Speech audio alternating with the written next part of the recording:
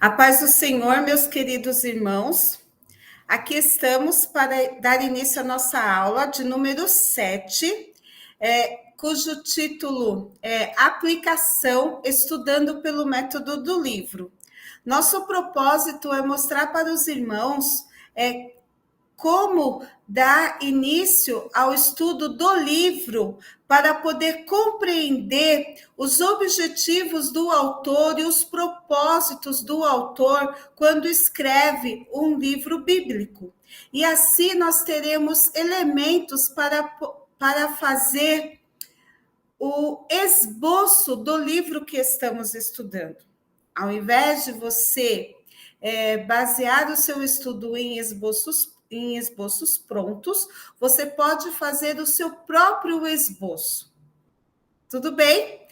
E daí você vai fazer a sua análise textual, a análise do texto, compreendendo as peculiaridades presentes no texto bíblico e que as informações frequentes que esse texto bíblico traz para você e que você pode avaliar e usar para a sua pregação.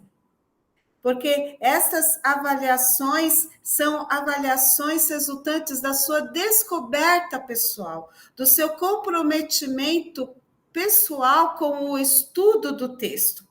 E você não vai se valer apenas do que os outros estudaram, mas você vai fazer descobertas. Descobertas estas com o auxílio do Espírito Santo te orientando, dirigindo, ensinando, e isso é maravilhoso. Isto é maravilhoso para a elaboração, a composição de uma teologia bíblica, de uma teologia com fundamento bíblico. E daí nós teremos, não é, acesso como igreja a uma pregação bíblica, a uma pregação fundamentada nas Escrituras. Porque quem a elaborou foi um estudioso das Escrituras, que buscou nas Escrituras este tesouro infinito, os elementos para compor a sua pregação. Tudo bem? Então, eu vou tentar aqui colocar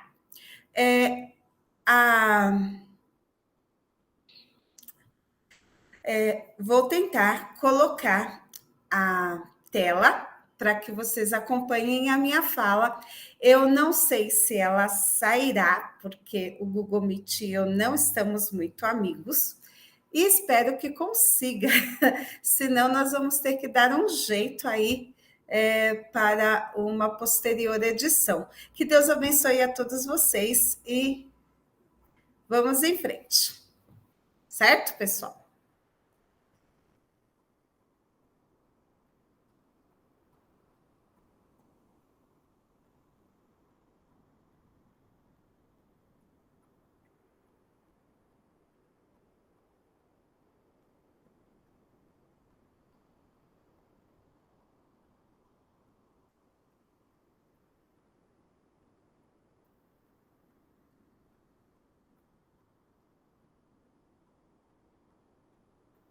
Estou. Bom, aqui vocês têm a nossa capa, não é? De um pesquisador das escrituras, do menininho, não é? Que está lendo as escrituras. Então, primeiro nós vamos partir do método sintético, não é? Você lerá o texto, buscando neste texto todas as informações que se dispõe a descobrir, não importando quantas vezes tenha que reler. Então, você fará uma leitura limpa de todo o texto. Ler o texto sem parar. Ler o texto sem nenhuma interrupção, apenas se o texto for longo e você não conseguir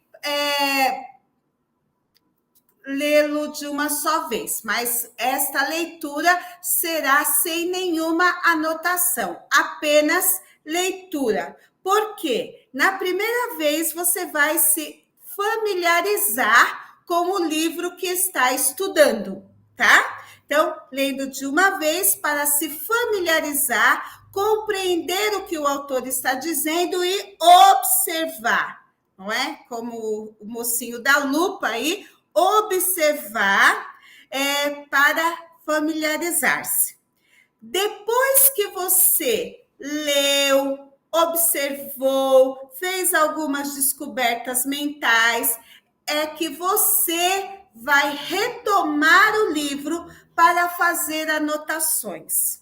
Daí você retoma a leitura e faz as suas anotações. Então, percebeu que você não vai fazer anotações no primeiro momento da leitura, porque o texto ele é um todo. Então, é importante que você esteja ciente deste todo que este texto compõe. Tudo bem? Então, leitura completa. Se você fizer mais leituras, você se familiariza com as palavras, com o estilo do texto, apreende a mensagem do livro, você incorpora a mensagem do livro e a mensagem do livro faz parte de você. Então, quais são os passos que você deve observar para fazer esta observação completa do livro? Primeiro passo, descobrir o tema principal. O que é o tema? O tema é o assunto. Tema não é título. Tema é assunto. Então, você vai ler todo o livro para descobrir qual é o assunto. Ah, professora, mas tem tanta Bíblia de estudo que traz tudo isso. Esquece a Bíblia de estudo, esquece os outros livros que falam deste assunto. Deixa todos de lado, você fará a tua descoberta. Agora é o teu momento de descobrir. É como se você desconfiasse de todos os escritores e falar, agora eu vou fazer a minha descoberta. E vou verificar se é isso mesmo que esses autores estão dizendo.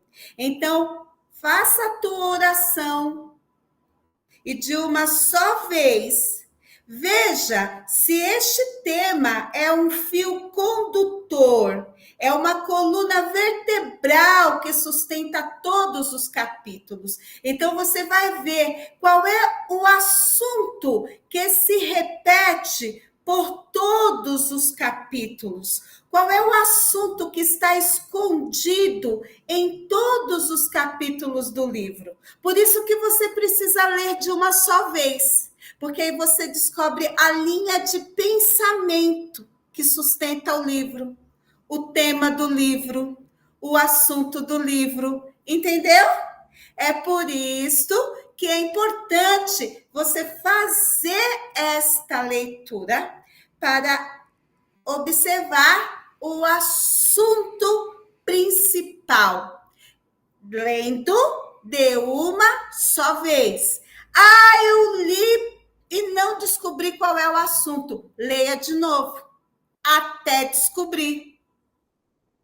Mas eu não consigo enxergar. Espírito Santo de Deus, ilumina minha mente, me mostra, porque foi o Senhor que orientou o escritor a escrever isso aqui. Eu duvido se o Espírito Santo não vai te orientar. O autor desta palavra estará contigo, te mostrando os caminhos que ele percorreu junto com o autor. Amém? Amém. Então, depois, você vai observar o desenvolvimento do tema principal. Como que é esse desenvolvimento do tema principal? O autor do livro introduz o assunto. Então, ele vai apontar, ele vai te direcionar enquanto ele escreve, dizendo o que ele vai falar sobre o tema em pauta. É como se ele estivesse te anunciando o que ele vai falar sobre o conteúdo do livro. Isso pode vir no início do texto, lá no comecinho do livro. Isso pode vir no interior do texto, até mesmo lá no final do texto, quando ele vai mudar de abordagem, quando ele quer falar sobre um assunto novo no livro, ele dá uma introdução. Por exemplo, aqui no Apocalipse, eu peguei só 2 exemplos do Apocalipse, mas você pode ver isso em vários livros bíblicos. Revelação de Jesus Cristo que Deus lhe deu para mostrar aos seus servos o que em breve há de acontecer. Você percebe que aqui no início ele vai apontar que o livro de Apocalipse é uma revelação de Jesus Cristo, que vai mostrar o que vai acontecer. E para mostrar o que vai acontecer, ele enviou o seu anjo para torná-la conhecida ao seu servo João. E o que João faz? Ele dá testemunho de tudo o que viu, isto é, a palavra de Deus e o testemunho de Jesus Cristo. Então, ele negocia com você. É o momento de negociação do texto, para que você fique interessado. Nossa, é uma revelação de Jesus Cristo.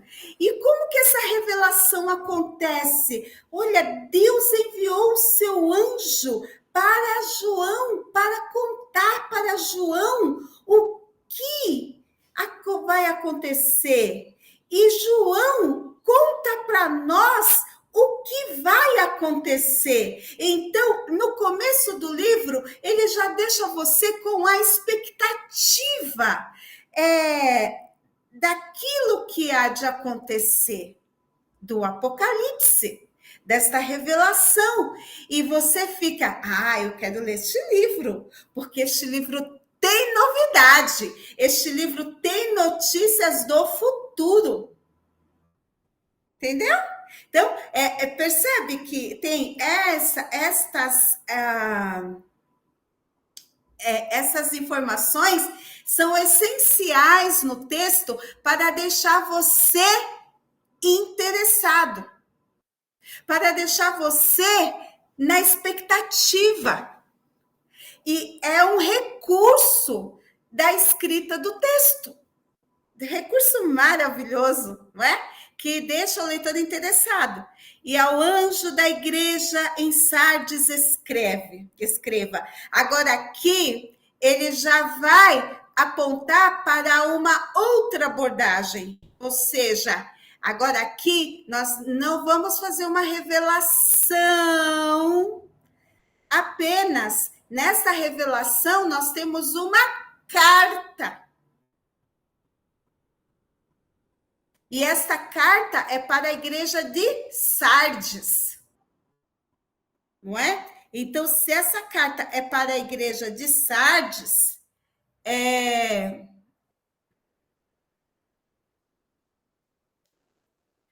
essa carta é para a igreja de Sardes, então,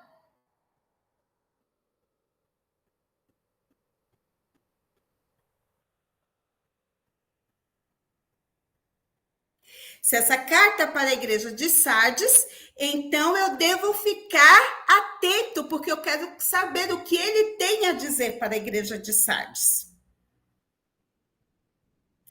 Então, percebe que a mensagem do Senhor para a igreja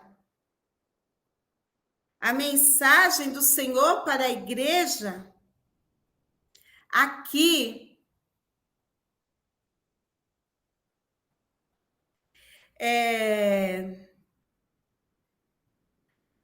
a mensagem do Senhor para a igreja aqui é uma mensagem gloriosa.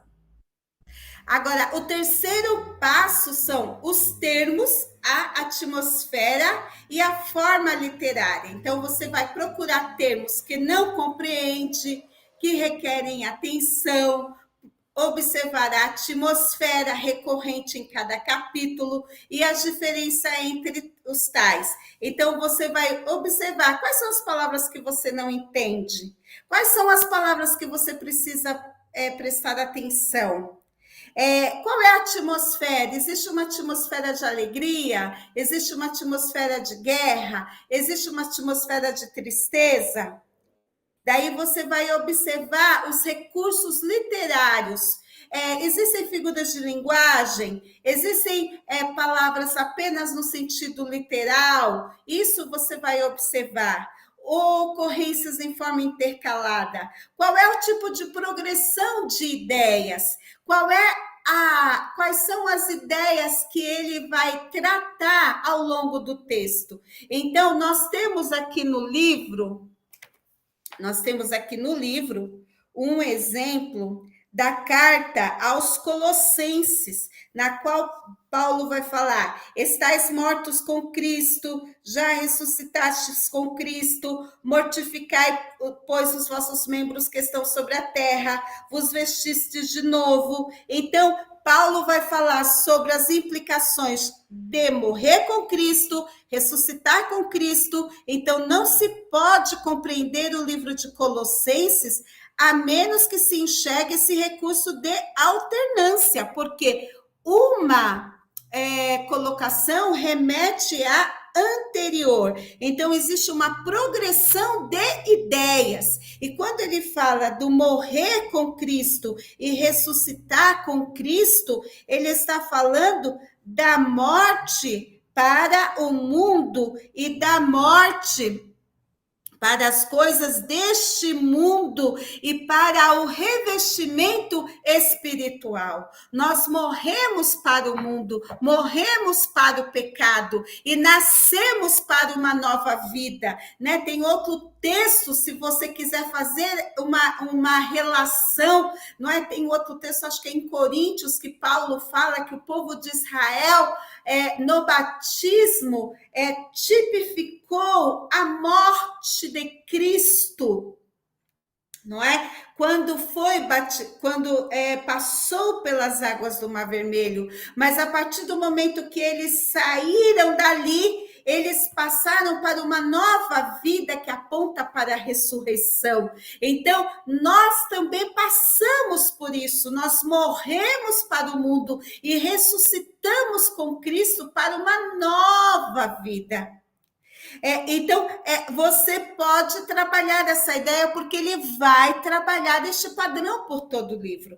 Agora, por exemplo, eu peguei alguns trechos de Mateus também, que você vê essas ocorrências em todo o livro de forma intercalada. É claro que há muito mais no livro de Mateus, não dava espaço aqui no meu computador, não, seriam muitos versículos, né? E nós vemos aqui, por exemplo, e eles responderam: em Belém da Judéia, pois assim escreveu o profeta, mas tu, Belém da terra de Judá, de forma alguma és a menor em meio aos principais de Judá, pois de ti virá o líder que, como pastor, conduzirá a Israel, o meu povo. Então, aqui, Mateus vai falar do profeta que cita Belém. Por quê? Vamos lá. Este é aquele que foi anunciado pelo profeta Isaías: voz do que clama no deserto, preparem o caminho do Senhor, façam veredas retas para ele. Ao anoitecer foram trazidos a ele muitos endemoniados, e ele expulsou os espíritos com uma palavra e curou todos os doentes. E assim se cumpriu o que fora dito pelo profeta Isaías: Ele tomou sobre si as nossas enfermidades e sobre si levou as nossas doenças. Isto aconteceu para se cumprir o que foi dito, que fora dito pelo profeta Isaías.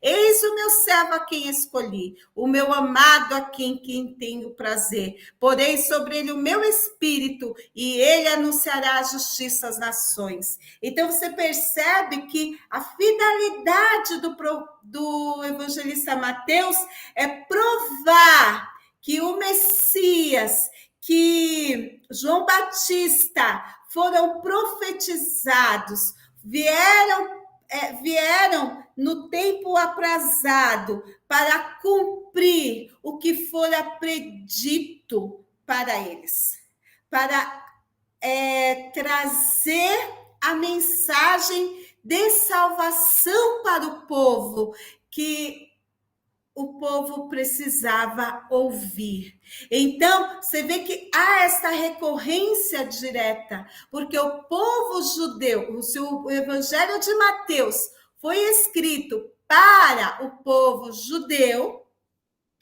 né?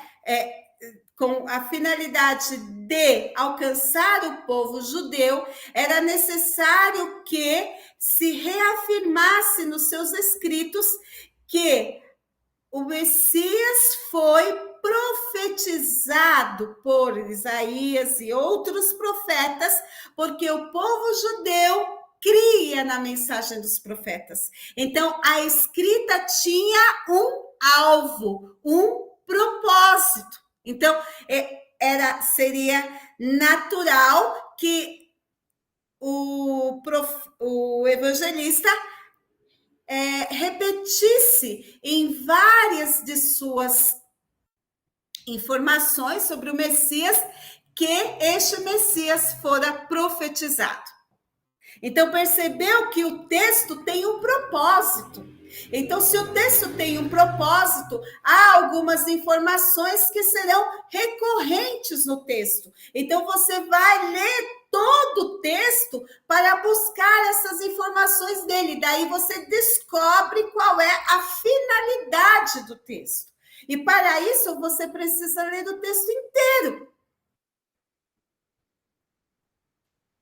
Agora, o segundo capítulo é esboçando Abacuque, porque o nosso livro fala do livro do profeta Abacuque, que eu não cito aqui, mas é claro que para esboçar Abacuque e qualquer outro livro, que eu vou colocar outro livro aqui, né, para oferecer mais um exemplo para vocês, você vai, em primeira instância, fazer essa leitura bem atenta. E como é que você pode fazê-lo?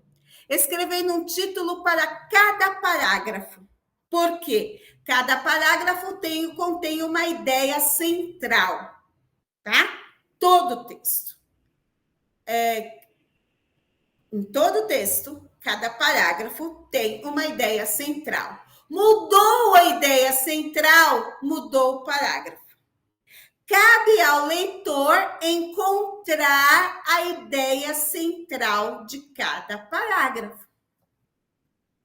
Pode ser de 2 versículos, às vezes 2 versículos estão conectados, às vezes um versículo para no local, mas a ideia do versículo continua no versículo abaixo. Ele não termina no versículo, ele continua no versículo abaixo. É por isso que você vai precisar conectar os versículos e ver quando que as ideias terminam, tá? Depois que você define os títulos, aí você vai encontrar os subtítulos que estão relacionados ao tópico principal. Finalizando os tópicos e subtópicos, aí você tem condição de pesquisar o assunto e ver se esse tema estudado está correspondendo ao que já foi estudado, tá? Depois que você faz o seu esboço, é que você vai procurar enciclopédia, dicionário, comentários bíblicos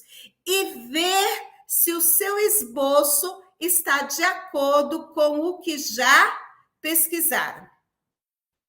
Bom, então aqui vocês têm um exemplo do esboço de Filemão, não é? Então, aqui, olha, a estima de Paulo, as saudações que vão do versículo 1 até o versículo 3, a estima de Paulo por Filemão, do versículo 4 a 7, a razão da ação de graças, do versículo 4 a 6, motivo de grande alegria, versículo 7. Então, vocês perceberam aqui o tópico principal, que é o título do parágrafo, e os subtópicos que estão dentro do tópico principal, 4 a 7. Ó.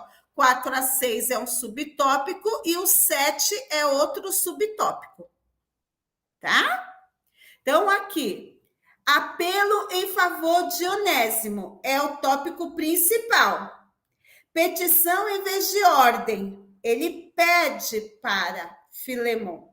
Ele não ordena a Filemão. Motivos para a devolução de Onésimo. Até o versículo 18. Ele fala com Filemão sobre quais são os motivos para devolver Onésimo. Um apelo vicário. Uma resposta positiva aguardada de Filemão. Daí você tem o 20 a 21. Assuntos finais. 22 a 25. A esperança de visitá-los em breve. Saudações dos companheiros de Paulo, 23 e 24. E bênção, 25. Percebeu aqui, ó? Tudo está conectado dentro do tópico principal, viu? Os subtópicos. Tá bom? Então, e como é que eu faço a aplicação? Esta é a parte principal. Mas você percebe que para você pensar em fazer o seu esboço, você precisa, antes de mais nada, ler, observar, fazer anotações. Depois, você vai esboçar. Só depois que você aplica. Porque o que acontece é que, às vezes, nós vamos assistir algumas pregações e as pessoas começam aplicando o texto primeiro. E é o contrário. A aplicação é a última parte. Né? E a aplicação, ela envolve atitude. Não adianta permitir apenas que as palavras de Deus encham os nossos cérebros. Mas é necessário deixar que a palavra de Deus encha os nossos corações. Encha os nossos corações e nos mova a mudar de vida. Certo? Ter vontade de mudar. No nosso relacionamento com o Senhor devemos mudar. E temos motivação para mudar. Tem gente que não tem força de vontade. É preguiçoso. Então, aplicar a palavra de Deus é ter atitude. Permitir que os outros vejam na sua prática, no seu dia a dia, novas atitudes, ter vontade de fazer a palavra de Deus funcionar em você. No seu relacionamento com Deus, a palavra de Deus está fazendo valer na sua vida com Deus, na sua comunhão com Deus, na sua motivação. Por que você faz isto? Porque a palavra de Deus te impulsiona.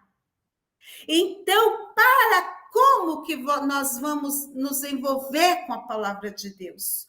Porque precisamos ter uma atitude reverente. Diante da palavra de Deus, nós nos prostramos. Diante da palavra de Deus, nós nos rendemos. Diante da palavra de Deus, nós nos humilhamos. e oramos e pedimos perdão. E reconhecemos que a palavra de Deus é superior a tudo na nossa vida. E que ela deve nos dirigir. Ao interpretar as escrituras, somam-se a nossa inteligência e a inspiração e orientação do Espírito Santo. Não podemos interpretar as escrituras apenas com base na nossa inteligência. Porque se o Espírito Santo de Deus não estiver atuando na nossa vida, nos orientando, nos dirigindo, e se nós não formos realmente nascidos de novo e vivermos como pessoas nascidas de novo, como pessoas regeneradas, que aplicam na sua vida a palavra de Deus e que dá a palavra de Deus a devida atenção, não vai funcionar.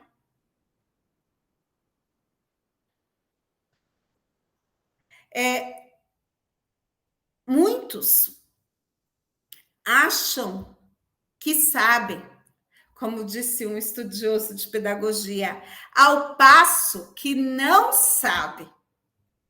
Enquanto uns que acham que não sabem, eles sabem.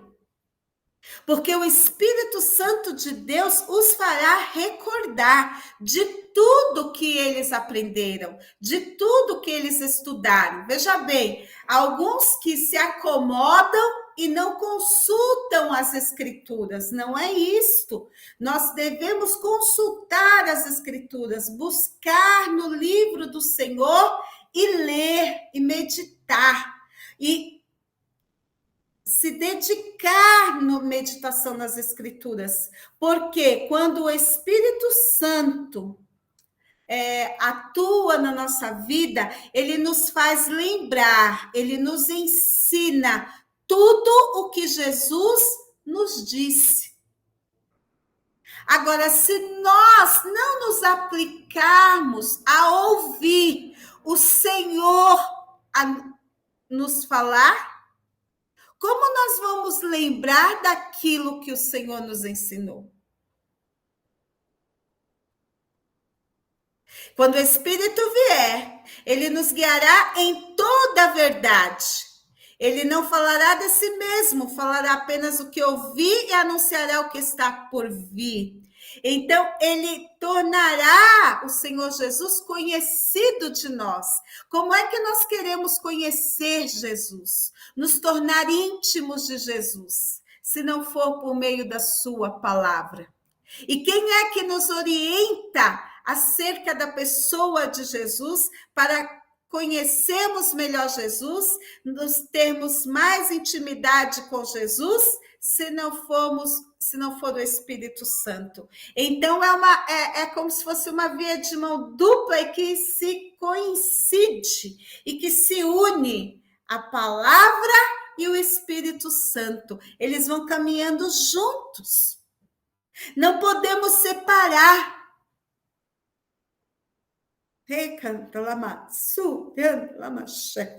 É por isso que todo aquele que ama esta palavra, que medita nesta palavra, que se comprometeu em obedecer esta palavra, está cheio do Espírito Santo de Deus.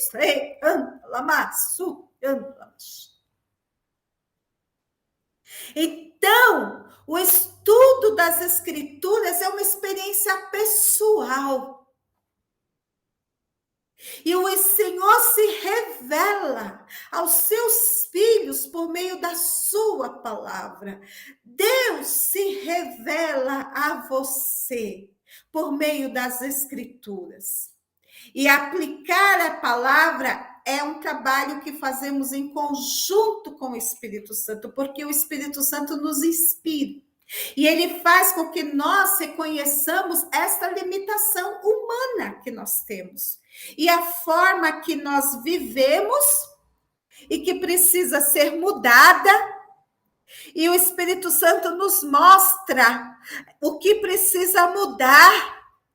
O Espírito Santo nos orienta, nos ensina e nos diz: não é este caminho, vá por este. O Espírito Santo nos esclarece acerca do Senhor e mostra o caminho melhor que o Senhor preparou para nós. Então não precisamos de ir a cultos de revelação, porque Deus já nos deu a sua palavra. Então, de que formas descobriremos as mensagens de Deus para nós? Primeiro, precisamos fazer perguntas para nós mesmos. Eu não sei que perguntas você faria para o Senhor, mas eu tenho uma série de perguntas. Para mim, para o Senhor, perguntas que vão tornar a minha vida mais pura, os meus motivos mais puros, as minhas atitudes mais puras. Porque o que vale é a intenção do coração. É isto que Deus leva em conta, é a intenção do coração. É muita gente que vive caminhando, fazendo, agindo, com intenções impuras. Mas o que Deus leva em conta são ações motivadas por corações puros, honestos, sinceros e comprometidos com a palavra de Deus. Então, algumas perguntas sugeridas aqui e que estão no livro de vocês também estou vivendo de acordo com a luz, entendimento que já possuo das Escrituras? Então, é necessário que o Espírito Santo ilumine o nosso entendimento e revele a vontade de Deus para nós. E viver de acordo com a vontade de Deus é estar disposto a compreender mais verdades em nosso coração. E quando o Senhor revela a verdade no nosso coração, é porque Ele está revelando que tipo de filho que Ele tem. Porque Deus está em busca de filhos obedientes. A Bíblia diz que os olhos do Senhor estão procurando os fiéis da terra. Aquele que anda nos meus caminhos, este me servirá. Então, o Senhor está em busca de filhos obedientes. Será que eu sou um deles? Porque quem está disposto a obedecer é aquele que confessa as suas culpas, que é purificado dos seus pecados, porque este é o efeito da palavra de Deus em nós, não é? Porque a palavra de Deus, ela vai nos purificando, ela é água que nos lava continuamente, conforme nós vamos nos alimentando, lamassu, decanta, namassu, decanta, lamaxé. Nós vamos nos alimentando desta palavra, ela vai nos lavando dos nossos pecados, ela vai nos purificando. A palavra de Deus fala que ela é água. E a água tem o efeito de lavar, ela tem o efeito de purificar. A Bíblia diz que o sangue de Jesus nos purifica de todo pecado. Segundo o texto original, diz que ele vai purificando. Ou seja, aquele que confessa e deixa que alcança misericórdia, vai sendo purificado dos seus pecados. Então, se eu me dispuser a obedecer, a confessar, serei purificado continuamente. porque a palavra de Deus na minha vida exerce este efeito purificador, transformador no meu ser. Então, quando eu vou às Escrituras, diz o autor do livro, eu tenho uma atitude de crença, ou eu leio as Escrituras para buscar erros, ou eu leio as Escrituras para desconfiar do que a palavra de Deus tem a me dizer, porque há pessoas assim. É o ímpio. Mas há pessoas assim na igreja também, que lê a Bíblia para querer saber quem foi a mulher de Caim, para querer saber por que Deus destruiu a terra com o dilúvio e por que hoje ele já não faz mais isso. Então, eu tenho um posicionamento de buscar a Deus, eu tenho uma atitude de aceitação de quem Deus é, ou eu tenho uma atitude de questionar a Deus e as suas decisões. E de dizer assim, por que Deus não faz alguma coisa com relação a isso? Se ele é Deus, por que ele não muda todas essas circunstâncias? Então, tem gente que está assim, mas como já foi dito, diante da palavra de Deus, devemos ter uma atitude de reverência. E se temos uma atitude de reverência, devemos crer na palavra de Deus. Diz que a fé vem pelo ouvir e o ouvir a palavra de Deus. Ouvir a palavra de Deus produz fé. Jesus estava falando para os discípulos, ó homem de pequena fé. Ou seja, teve um outro momento que os discípulos disseram assim, um dos discípulos disse, Senhor, acrescenta-nos a fé. Como é que você vê a sua fé acrescentada? É num átimo de segundo? Não. Medite na palavra de Deus. Cada vez mais que você medita na palavra de Deus, que você busca o Senhor através da sua palavra, a tua fé vai sendo acrescentada. Então, outro tema é: os meus motivos são puros ao buscar a verdade para a minha vida, em vez de simplesmente dizer aos outros o que fazer. Há pessoas que são assim. Elas só sabem dizer aos outros o que fazer, mas ela não aplica a palavra de Deus para ela. Ela não vive o que ela prega. Não é? Ela não busca viver esta verdade, ela vive uma mentira. Porque ela não cumpre a palavra de Deus no seu dia a dia. Ela só diz aos outros o que deve fazer. Ela não tem autoridade de Deus. A Bíblia diz que as pessoas ficavam pasmadas diante do Senhor Jesus enquanto ele pregava, porque ele tinha autoridade.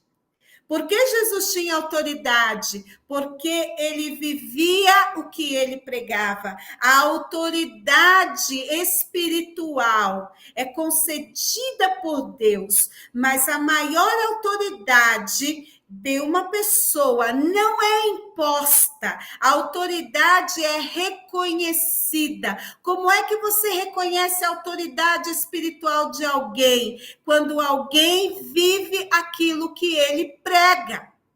Se você quiser ter autoridade espiritual, não diga aos outros o que fazer, faça o que você prega. E as pessoas olharão para você e te seguirão.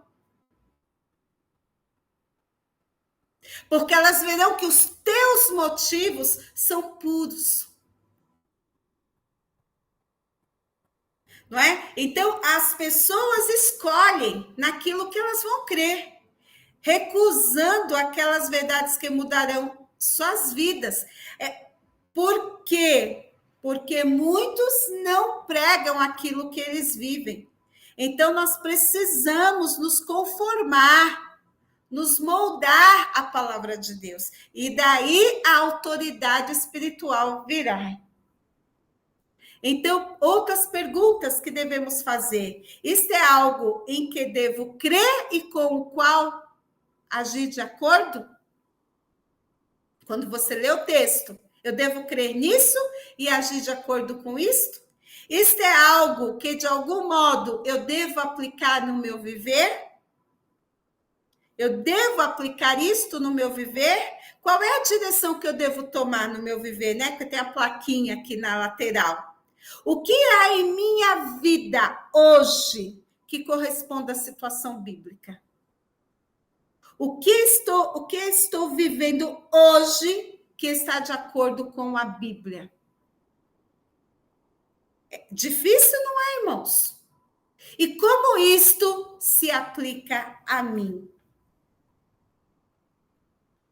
É por isso que quando nós vamos pregar um texto bíblico, nós devemos pregar para nós mesmos antes de pregarmos no púlpito. Não podemos pregar aquilo que não vivemos. Então, você é o que você come. Amém. Deus abençoe a cada um de nós. Tenha misericórdia de nós.